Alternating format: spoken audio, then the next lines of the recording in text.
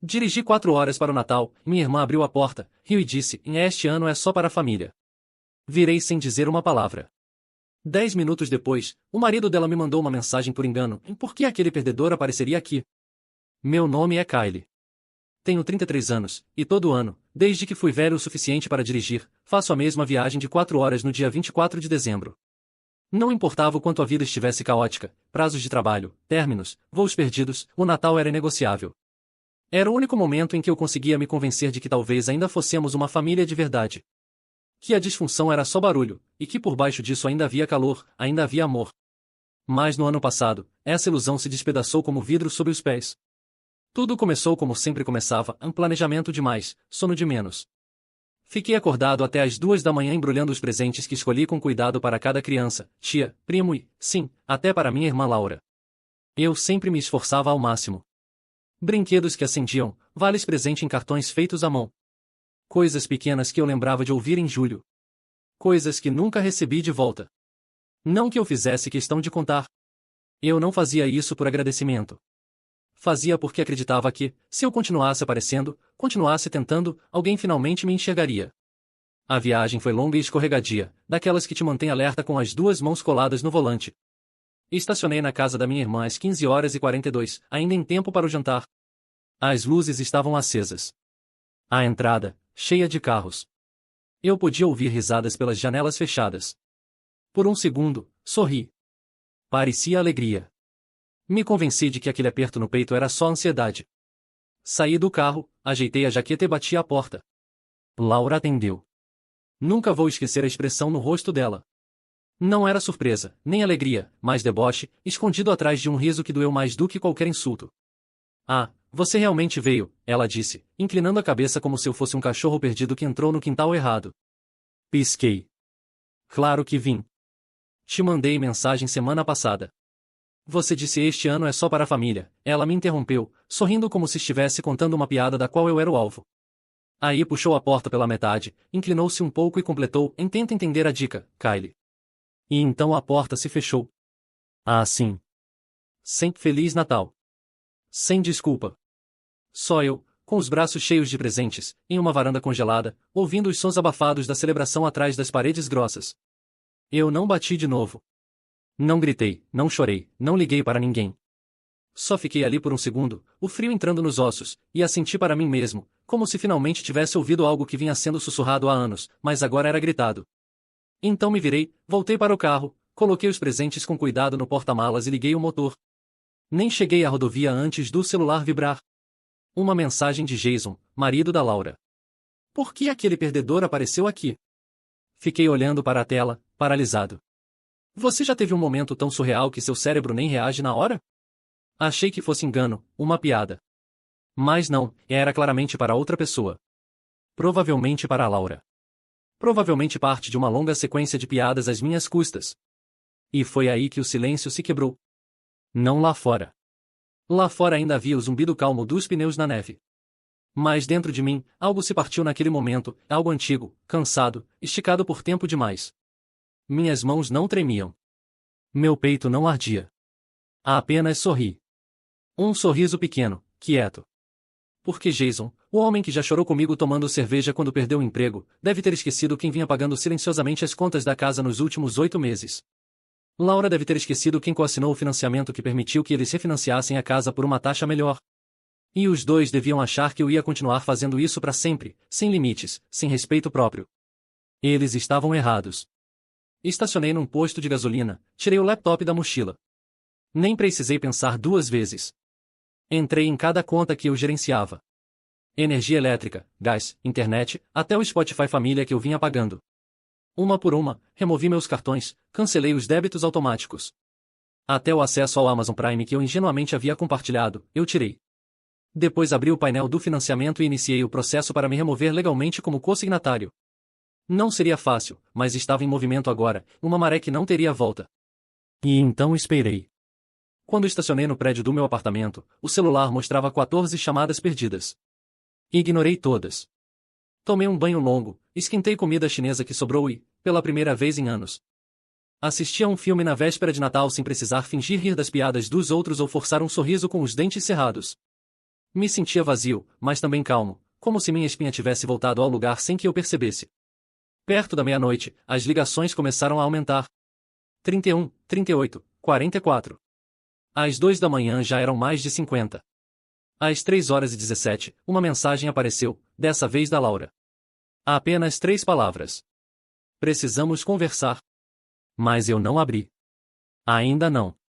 Porque, pela primeira vez, eu não estava correndo para consertar o que eles quebraram. Eu não estava me jogando para proteger as mesmas pessoas que tornaram tradição me humilhar e me isolar com o rótulo de família. Em vez disso, sentei na beira da cama com o celular na mão, pensando em cada momento silencioso ao longo dos anos em que deixei passar, em que tratei uma alfinetada como piada, em que me culpei por ser sensível demais depois de ouvir sussurros de que eu não era bem-sucedido o suficiente, não era masculino o suficiente, não era necessário. Acontece que nisso eles estavam certos, e eu não era necessário. E agora eu ia mostrar o quanto tinham me dado como garantido. Mas o melhor de tudo? Eles não faziam ideia de até onde ia o meu apoio, nem de quanto mais eu ainda controlava. Então abri a mensagem dela. Precisamos conversar. Sem desculpas, sem explicação, apenas uma exigência. Como se eu devesse a ela meu tempo, minha atenção, meu acesso. Eu não respondi. Não por rancor, mas porque, sinceramente, eu não sabia o que dizer. Sem gritar. Eu precisava de espaço. Distância. Mas mesmo quando larguei o celular e tentei fechar os olhos, mais mensagens chegaram. Uma da minha mãe, uma do meu pai, até uma vaga do meu primo Dylan, que só manda mensagem em aniversário ou em fotos de grupo. Todos giravam em torno do mesmo tom. Preocupação vaga, pânico leve, e nenhum traço de responsabilidade. Oi, querido, a Laura disse que você foi embora cedo. Está tudo bem? Pode me ligar quando tiver um tempinho? Não sei o que está acontecendo, mas acho que o celular do Jason foi hackeado. Kylie, liga pra ela. É Natal. Nunca foi sobre mim, nunca sobre o que eu sentia. Era sempre sobre contornar a situação, salvar as aparências, fingir que estava tudo bem. Esse era meu papel desde os 16. O pacificador, o que conserta tudo. Aquele que entendia por que todos podiam ser cruéis. Às 6h41 da manhã, chegou o primeiro recado verdadeiro. Era o Jason. Kylie Man. Olha, aquela mensagem não era pra você. Foi uma piada, tá? Só entre mim e a Laura, você sabe que a gente te ama. Pô. E eu não sei o que aconteceu com as contas, mas a companhia de gás disse que o débito automático não passou e a mãe da Laura tá aqui e as crianças estão com frio, cara. Só. Pode me ligar? Eu não liguei. Fiquei ali e ouvi de novo. Você sabe que a gente te ama. Isso é o que dizem quando amam os benefícios, não a pessoa. Ainda assim, eu não me sentia vitorioso. Ainda não.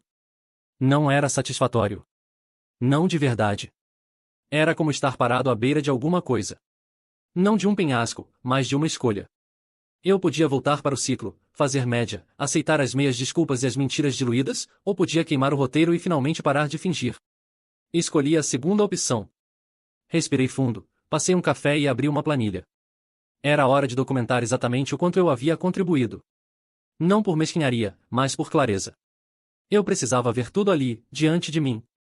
A coassinatura da hipoteca, as contas, os mantimentos, os cartões de presente do Uber Eats só para ajudar essa semana, a visita de emergência ao veterinário que eu banquei quando o cachorro deles ficou doente. O material escolar que comprei para o filho mais velho, o sinal que paguei do acampamento de verão e nunca recebi um obrigado. Quando terminei, o total passava de $18.000. Nos últimos 24 meses, 18.000 pagos silenciosamente, justificados em silêncio. Um sangramento lento que eu nem tinha percebido, porque sempre vinha com só você entende ou a gente paga quando o bônus do Jason sair. Ou é só essa vez, prometo. Foi aí que a raiva real chegou. Não aquela raiva quente e explosiva. A fria, clara. Aquela que transforma pensamentos em decisões. Às 8h12 da manhã, finalmente respondi a Laura. 3 palavras, e esquece meu número. Sem fúria, sem discurso, só o fim da linha. Ela respondeu na hora. Espera, o quê? Kylie, não exagera. Foi um mal-entendido. Você conhece o jeito do Jason. Um segundo depois, você não pode estar falando sério. É Natal. Quase ri. Essa era a questão. Eu não estava mais com raiva. Eu estava decidido. Não respondi. Em vez disso, liguei para a administradora do empréstimo. Expliquei a situação, pedi o formulário para a retirada de coassinante. A mulher na linha foi gentil, prestativa, até empática. Ela me explicou que, assim que eu apresentasse comprovantes de que eles tinham renda estável e vinham pagando as parcelas por um certo período, eu poderia iniciar o pedido para remover meu nome. Seria um processo, mas era possível. E estava acontecendo. Às 10h30 da manhã, eu já tinha revogado todos os acessos, serviços de streaming, e-mails de backup, contas conjuntas, até o DoorDash que eu, ingenuamente, deixei conectado nos aparelhos deles. Depois entrei no meu e-mail e encaminhei para eles uma planilha. Sem recado, sem explicação, só números puros. Cada dólar, cada data, cada comprovante. Nomeei o documento como dependência financeira para seus registros. E então eu os bloqueei. Todos. Telefone, e-mail, redes sociais, até minha mãe e meu pai, que eu sabia que, eventualmente, ficariam do lado da Laura, como sempre faziam quando as coisas saíam do controle. Eu precisava de paz. Precisava de distância. E, mais do que tudo, precisava parar de ser o capacho emocional e financeiro da família. Mas não parei por aí. Porque o que eles ainda não sabiam, o que nenhum deles lembrava, era que a casa onde moravam, aquela que o Jason adorava dizer que refinanciou com sucesso, não estava no nome dele. Também não estava no nome da Laura. E estava no meu. Eu tinha, discretamente, comprado o restante da hipoteca antiga dos nossos pais 3 anos atrás, depois que meu pai perdeu a aposentadoria e entrou em pânico. Mantive a escritura sob um fundo fiduciário por questões fiscais, e sejamos honestos, para evitar que tudo desmoronasse. Mas Jason e Laura nunca se preocuparam em ler as letras miúdas quando assinaram os papéis. Tudo o que sabiam era que a parcela mensal ficou menor, a casa não foi a leilão, e o tio Kyle era muito prestativo. Agora eu tinha terminado de ser prestativo, e estava pronto para lembrá-los exatamente sob qual teto eles estavam morando. Mas antes, eu ia esperar tempo suficiente para que as consequências se instalassem, para que as ligações passassem de agitadas para desesperadas. Esperei, não por crueldade, mas porque eu os conhecia. Eu conhecia os padrões, os ciclos, a forma como transformavam caos em pena e pena em vantagem. Sabia que, se eu agisse rápido demais, eles fariam parecer que eu era rancoroso ou vingativo. Mas se eu desse tempo, só o suficiente para o calor virar desespero, para os pagamentos não feitos se acumularem, para as fofocas da família irem de confusas a preocupadas, a verdade apareceria. E quando aparecesse, ninguém poderia dizer que eu agi por impulso. Iriam ver a situação como realmente era. Consequência. No dia 27 de dezembro, caiu a primeira ficha. Eu estava no sofá, ainda de folga, pela metade de um documentário que mal prestava atenção, quando chegou uma mensagem. Uma amiga do ensino médio, Ashley, postou nos stories uma gravação de tela de uma live da minha irmã no Facebook. Aumentei o volume. Tivemos um Natal tão difícil, dizia Laura, sentada no sofá, chorando de mentira de um jeito que só quem ensaia no espelho consegue. As crianças não entendem por que a internet caiu. O Jason está há 2 horas tentando falar com a companhia de energia. É só que, é muita coisa, sabe? E família deveria estar presente nos momentos difíceis, mas nem todo mundo tem isso, dizia ela nos comentários. Corações, orações, solidariedade. Tomei um gole do meu café. Ela não mencionou meu nome uma vez sequer. Não admitiu o que disseram ou fizeram. Era puro teatro, só aparência, nenhuma responsabilidade. E estava funcionando. As pessoas estavam oferecendo cartões presente, transferências por aplicativo. Alguém até perguntou pela lista de desejos do Amazon. Eu não disse nada, mas salvei o vídeo. Em 29 de dezembro, Jason me ligou de um número desconhecido. Não atendi. 5 minutos depois, deixou uma mensagem de voz. Kyle, escuta. Eu não sei o que você está fazendo ou o que acha que está provando, mas isso está saindo do controle. O pessoal da hipoteca ligou. Disseram que não podem falar comigo diretamente. Que você ainda é o proprietário. Achei que tínhamos resolvido tudo isso 3 anos atrás, cara. Você disse que estava feito. Pausa. Você não pode simplesmente nos ignorar. Você está deixando suas sobrinhas no escuro no meio do inverno. Seja adulto e me liga de volta. A sensação de direito escorria da voz dele. Foi quando percebi que eles não só presumiam que eu nunca puxaria o fio. Eles realmente acreditavam que tinham direito ao meu silêncio, ao meu dinheiro e ao meu nome. Que, depois de tudo, eu era o errado por não querer mais bancar a vida deles. Naquela noite, entrei no portal do fundo imobiliário e revisei a cláusula de contrato de locação que eu mesmo tinha redigido, mas nunca usei. Uma cláusula que permitia a transferência ou remoção de inquilinos com 30 dias de aviso em caso de quebra de acordo verbal ou abuso de ocupação. Eu havia documentado tudo. Os e-mails, os acordos, até a mensagem da Laura pedindo para eu não contar aos outros que estava ajudando com as contas porque não queria que pensassem que o Jason não podia sustentar a família. Eu tinha os recibos, literais e emocionais, mas ainda não tinha puxado a última alavanca. Eu não queria destruí-los. Não estava interessado em vingança só por vingança. Eu só queria tirá-los da minha vida de forma limpa, clara, sem espaço para volta. Esse momento chegou no dia 2 de janeiro. Eu estava almoçando quando bateram à porta do meu apartamento. Abri, surpreso. Era minha mãe. Ela parecia exausta. Olhos inchados, bochechas vermelhas. Segurava uma sacola de papel cheia de algo. Eu presumi culpa. Posso entrar? Não respondi de imediato. Depois me afastei. Ela se sentou devagar, como quem vai fazer um discurso que não ensaiou. Eu fiquei de pé. Eu não sabia, ela começou. Eu não sabia que eles estavam te tratando assim. Eu não sabia que você estava pagando tudo aquilo. Eu não disse nada. Eles disseram que você exagerou, que só ficou magoado e estava se vingando. Levantei uma sobrancelha.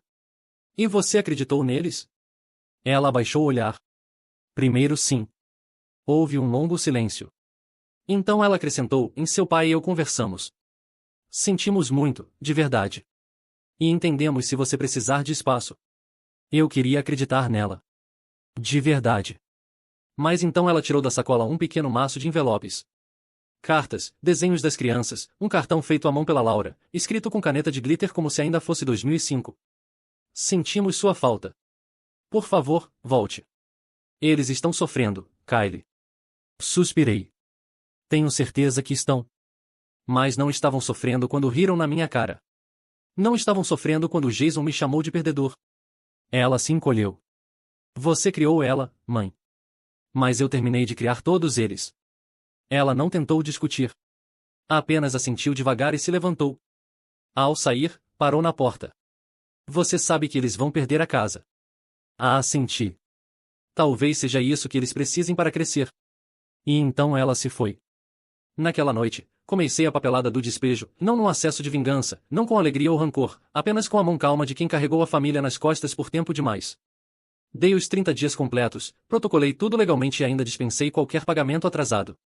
Não estava tentando deixá-los sem teto. Só livres. E talvez me libertar também. Mas na manhã seguinte à notificação, tudo mudou. Foi quando Jason apareceu na minha porta, com os olhos vermelhos, em silêncio. E ele não estava sozinho.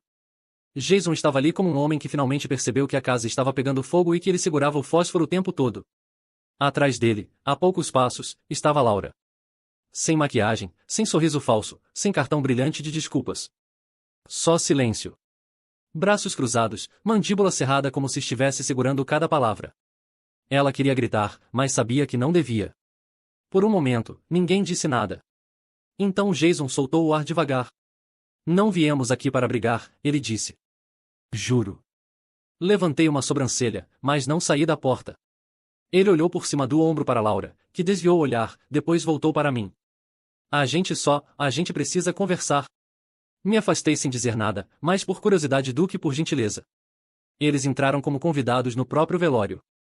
Passos lentos e pesados, olhos vasculhando o meu apartamento como se não acreditassem que eu vivia num espaço que não girava em torno deles.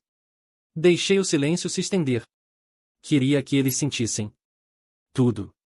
O peso das escolhas deles, as consequências finalmente alcançando.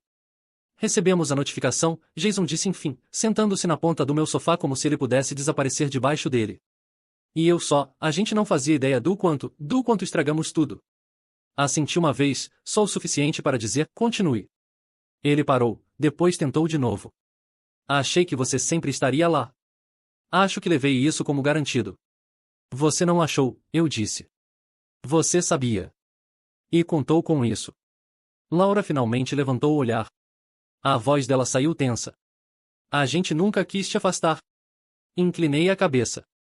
Engraçado ouvir isso da pessoa que literalmente fechou a porta na minha cara. Ela se encolheu. Achei que você fosse rir. Como sempre faz. Você é o forte, Kylie. Quase ri disso. Forte? Não. Eu só estava cansado.